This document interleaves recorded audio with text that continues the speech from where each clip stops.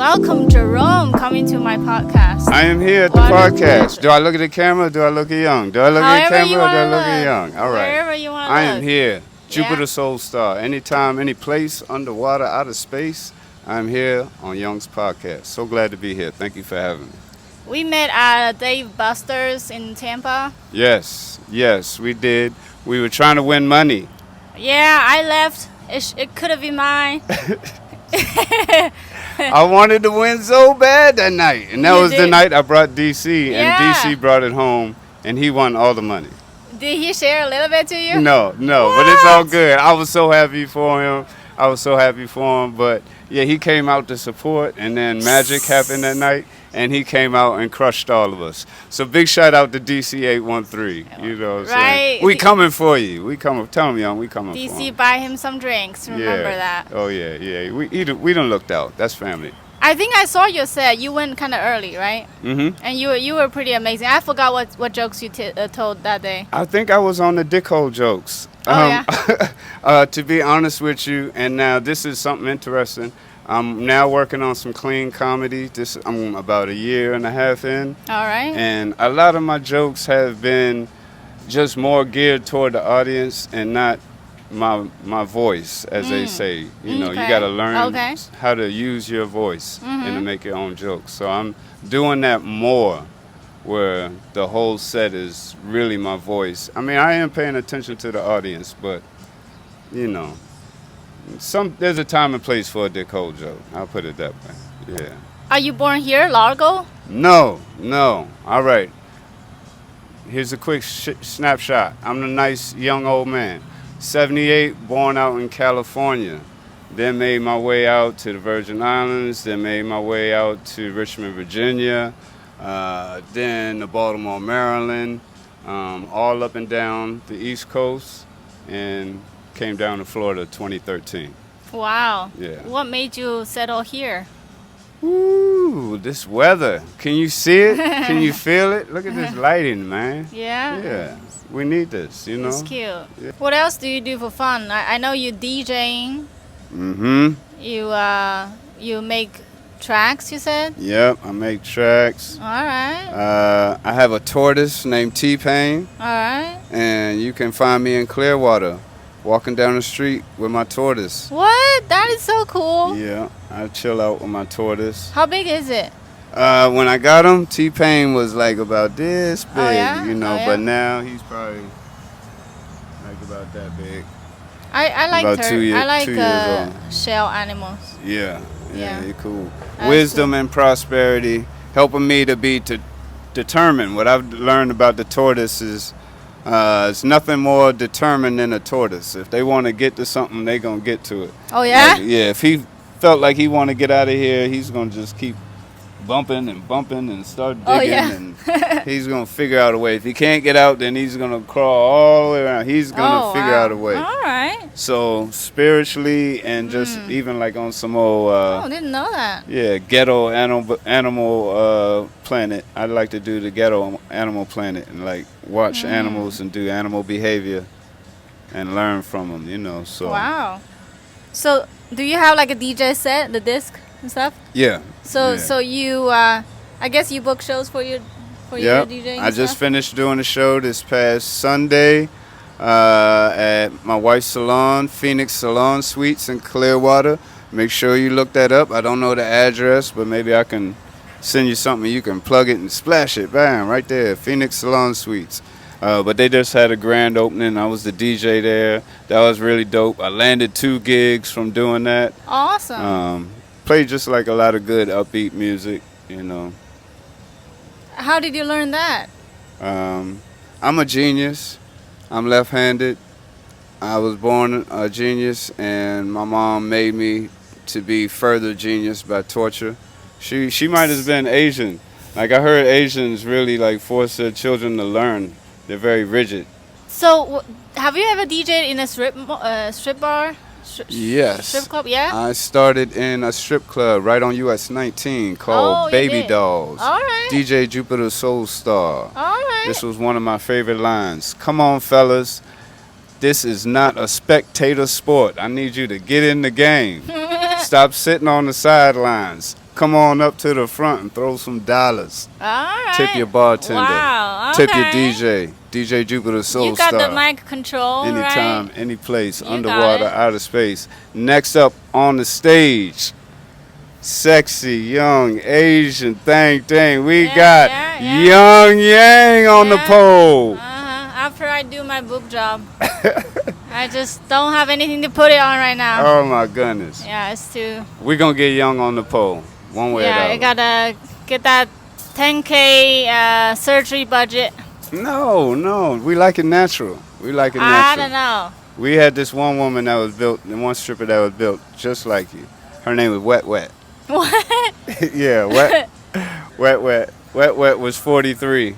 She was a retired stripper that came back. Oh, yeah? Yeah, she came back. Right. Yeah, she was my favorite. But she didn't ever pay me. She always had excuses at the end of every night because that's how I made my money. Oh. You have to pay to strip, you know. Wow. You can't just come in there and shake your ass for free. Wow. Tough economy. Like, it's hard to work. Yeah. Now. So you got to pay to strip, and then you got to tip the DJ. Because I'm the one playing the music, so you getting tipped. Wow. That is... All right. So I'm going to help you make your money tonight. Is it like all Tampa strip malls like that? Yeah, most strip clubs work like that. All the Wow, ones you I have worked to pay to get in? Yeah. Oh, What? wow. All this money you getting ready to make tonight, you're going to have to pay. So you know all the insights. Do they make decent?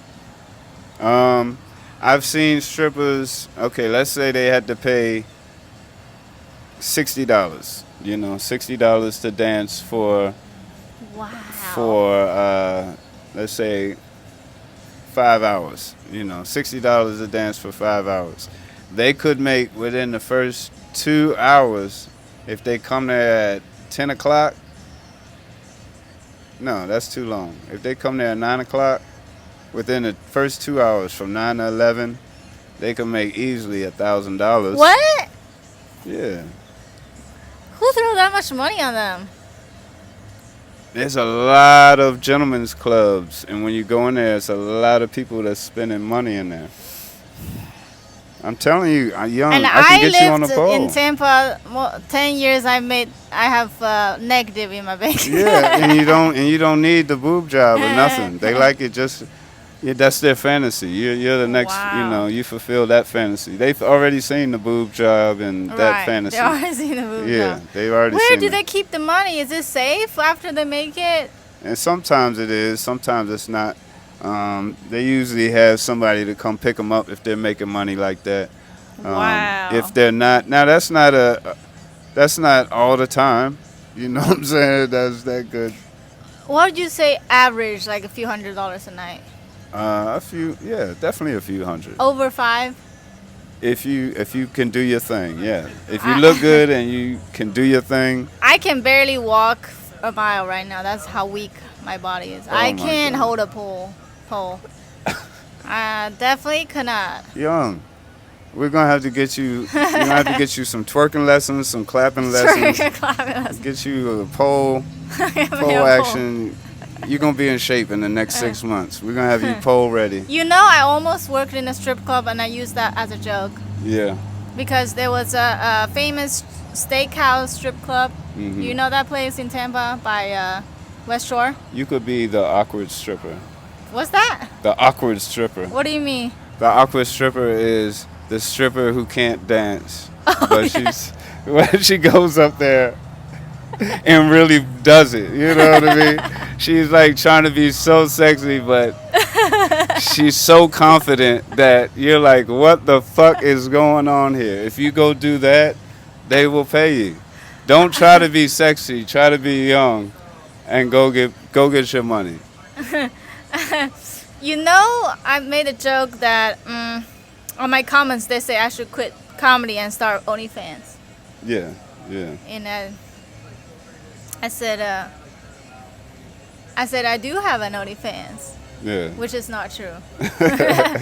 I said my fans there like me tell them jokes. That's why I started doing comedy. Yeah. But I don't know. I guess there are a lot of older gentlemen here that's quite lonely in this area, particularly. No, it's not even lonely. They just love to see organs and even the environment. To be honest with you, once I started DJing, I learned that experience, especially down here, is where a lot of business is conducted, and not even a legal business. Real estate people, law people, police people, you know, home improvement, like, contracts and stuff like that, celebrations, all types of events. So these gentlemen clubs, they provide a service to the community for people who want to engage in that at that time, for a various. It's not all, like real seedy and dark and, the like a terrible experience. The women are being mistreated and stuff. It's not like that. I want to agree with you, but I did make a joke about I drive Lyft in Tampa late at night, and I do pick up a lot of strippers. Yeah. And the ones I've seen, they're quite miserable. Well, now here's the reality of that. Because I have a mother, daughter, sister, wife, and all that, I had the big conflict. Why was I in the strip club? I was there to make money. Not out of desperation, but I was really passionate about this DJ thing. I just got the equipment. This was one of the first gigs that I could find, like a steady gig. I was trying to get into clubs and stuff. So I was with intention, really working on the art, and it worked with my schedule because I had a day job. I was trying to make extra money for the family. So I wasn't really, I want to see organs. You know what I'm saying? Right, exactly. That wasn't my whole mind state. And when I got in there, I discovered, even on the ladies' side, that's not their whole thing. They're not trying to just sell themselves. There's a variety of reasons why they're there. But honestly, all of the reasons, except for the ones who are just like really confident in this independent sexuality thing, that's how I want to express myself. All of them did have some type of miserable, sad stories attached to them, because at the end of the day, it's an economic situation. How can I make money? That's what you're really asking. What can I do to make money the fastest here in America? Because my situation is real. I got to make money. So, all right, I'll go out here and do this. And then they go out there and try to do it, and then they only make $40 at night, and they got to pay you to lift.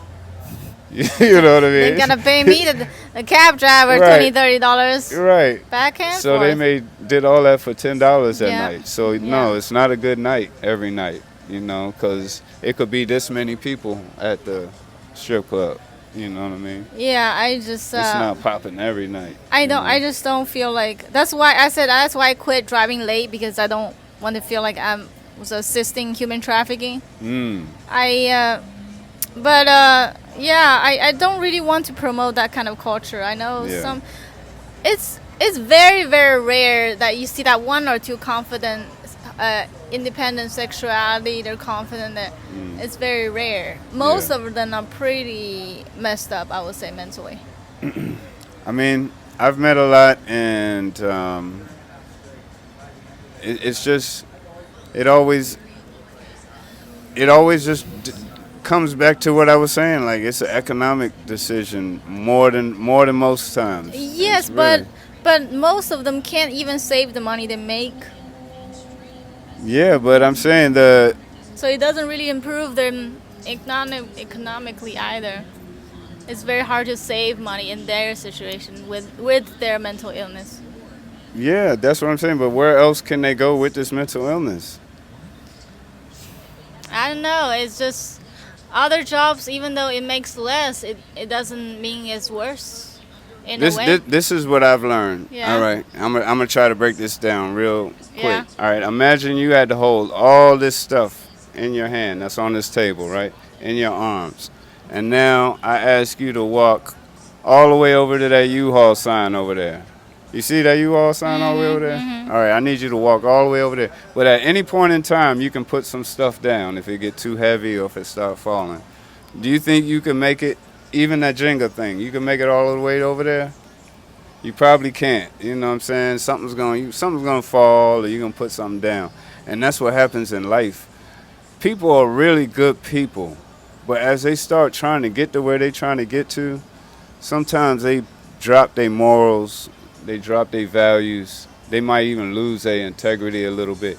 I don't think it's maybe even mental illness.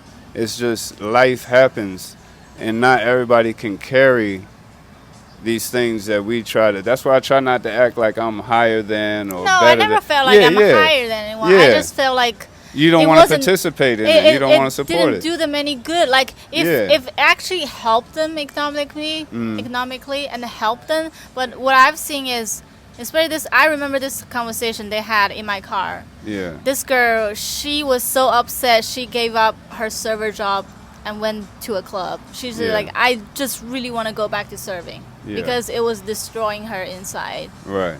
So that's why I wasn't supporting it, because I heard the stories behind. Yeah. And I've heard horror stories. Like what? One of the worst ones, and I was what they call a hack driver in Baltimore. So, like before Uber, before Lyft, black people created this thing called hacking in Baltimore. And it started after the civil rights when we were boycotting and everything like that, but we just kept it going. If you're walking down the street and you need to go somewhere, you could just go like this, hack, hack, hack, and somebody will stop. You don't know who it is. Oh, wow. And they'll say, where you going? You say, I'm going Mondawmin. They'll be like, all right, $10. Oh, You're wow. like, $10? You're like, yeah. So you get in, and they'll take you to where you got to go. And you have a nice little conversation. You give them the money, and that's how you do it. Now, of course, people have been robbed, killed, and all types of stuff in the course of that, because not everybody was 100. So one time I picked up this girl, and I had a nice rental car, brand new, Camaro, something like that. All right. And she needed a ride, so I picked her up, and I'm giving her a ride, and she was sitting in the back. That's where they normally get in, almost like the lift, My cousin gave me a call, and he was like, I need you to come pick me up. And I'm right there, so I come pick him up. When she's in the back, she just starts crying and crying. Wow. And I'm like, what's wrong, baby? What's going on? She's like trembling. And she said, I am just so scared. Can I please just get out? Please just let me out. Yeah. I was like, why? I'm going to take you where you got to go. She was like, look. After she calmed down, she told me that her cousin had just got, who was stripping, when she was trying to come home at night, got picked up by a hack. They kidnapped her, raped her for like 3 or 4 days, and dropped her out on North Avenue, butt-ball naked in the middle of the night, all beat up and everything like that. So she was traumatized, and scared for her life. But at the same time, people would catch these hacks because she's trying to get to work. She's trying to do what they got to do. So that's what I'm saying. From where I'm from, people don't really trust, people like that. But we still have to push even our distrust and kind of go step out on faith on a lot of stuff, that it's going to work out, that we're going to be all right. Sometimes even that this crime move is going to work, and that's giving me the confidence with this comedy thing. Like, I've done everything else. This, how bad could this go, I just got to keep putting in the work.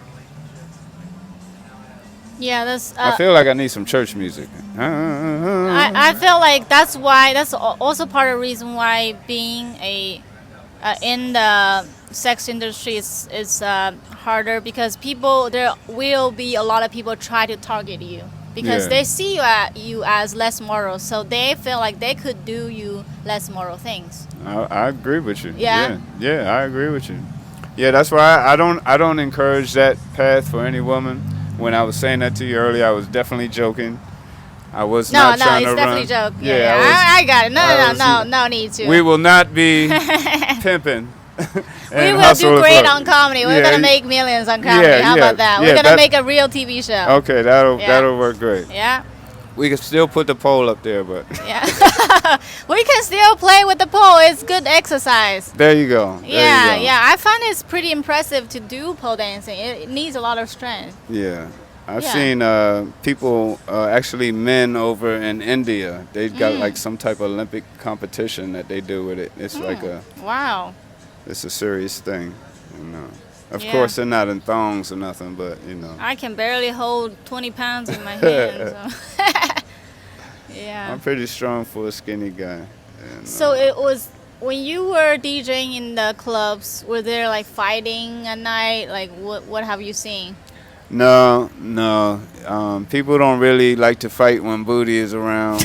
You know, look at the booty. Right. What's wrong with you? You right. know, I've just seen people pass out. I've seen people throw up. right. I've seen strippers fall and hurt themselves. Ooh. You know, doing that pole thing. Oh. When you hear that, then I do the music. Woo! All right, new track. Diamond, we gonna need Diamond back up on the stage here. Latte is down. Somebody come get Latte. Damn, Latte. They new have track. some good names. Yeah. That is fun. I like their names. Yeah. You a good mic control for sure. Oh, thank you. I'm trying to do it. What about the private dance? The private dance? What about it? Is it like real just dance? Is there stories behind it? The private dance is, if you're a simp, you're gonna pay probably like $60 to $100 to go behind stage, and she's gonna probably take off her top, maybe her bottom, maybe, I doubt it, if you're a simp dude, and she's just gonna dance in front of you a little bit, and she's gonna give you a little lap dance for one song. And so it's like $80 to $100 for one song, sometimes $20 for, you know, just a drink or VIP or something. I don't know. I don't go back there with them, but that's what I hear really happens. And now the ones who they like, or the ones who are tipping really good, you know, all types of stuff goes down in the VIP. Ooh. From what I've heard. Ooh, okay. So it is, rumors are true. Yeah, from what I've heard. You know what's sad That's about... how they make their money. The thing is, sad about women in the sex industry is like, men will see you differently, and that's very hurt in your esteem when they just, because I heard the stories, they would have wife, they would have girlfriend, and then they would go see the strippers, but they just look at them with such less respect, and that's very hard to swallow as a human being. That's why they get into mental illness, because that's a funny play on words. Yeah. It's very hard to swallow. Yeah, that is very hard to swallow. But you know, I don't, like I said, I can't feel like I'm higher than or better than. I really respect people's decisions and their challenges and their victories for overcoming, you know. So is that your main stream of income, is DJing? My main stream of income right now is AI consultation. What? Yeah. I work for, do some independent consultation for these firms up in Baltimore that have what's known as asset-attached devices. Like, imagine being in a big warehouse or a laboratory or something like that, and they want to know where this cup is or where that bottle is, and they just need to look it up in the computer, almost like an air tag, you know, but on a government level, and they need to know a lot more information other than just where it's at, you know. I just I don't know. So how long you been working on that? I guess very long time then. Yeah, I've been dealing with AI since they really started booming it even more like in 2014, 2015. What? All right. That's when I really started working with it more. Wow. So you're majoring in what? I went to Morgan State University in Baltimore, and I graduated with computer science. Oh, yeah. So you're like a nerdy. Yeah, I'm a real nerd. Wow. A real blurred, you know, never-ending radical dude. Wow. Yeah. That makes sense. I really love education. I really love to learn. Do you also push your kids to like, hey, write 1,000 sentences? I tried. It didn't work. It didn't work? It didn't work. I learned that everybody is different, and that torture that my mom had me doing, I'm not going to say it was for nothing, but, you know, it was her way, you know, of really controlling me because she was a single parent, you know what I'm saying? So she had to figure out a way to keep me at home and engaged and out of trouble and all this other stuff. So it was good, but, you know, I don't know. It had its pros and cons, you know. Let's move on. So you live in Largo now? No, I live in Clearwater. Oh, Clearwater, yeah. Yeah, not too far from here, like. So how is the scene? You mostly go to Clearwater, St. Pete comedy open mics when you first started, yeah? Yeah. How was that? It was when I first started doing comedy here. It was at Illusions and then at 31 Grand. Okay. And down in St. Pete. Okay. And people thought I was already doing comedy for a long time. Oh, wow. I was really good when I started. Wow. I got bad when I started trying to do comedy. You know, when I just went up there and did it, I was good. I just kept doing it, I was good. Wow. But then when I started trying to do it, I ran into some bumps and I was going to new crowds, you know, finding these new open mics. When I first started, it was just like these black crowds. And honestly, what I find the difference is with black people, you have to be hilarious. With white people, you can make them laugh. You know, other people, you can kind of make them laugh with jokes and stuff. But if you're not hilarious in a black room, it's going to be kind of tough, you know, especially if they're not feeling you. You know, they might just feel you and let you slide, but you got to be hilarious. You got to be hilarious. I don't know. I think even black people, they have different types of people too.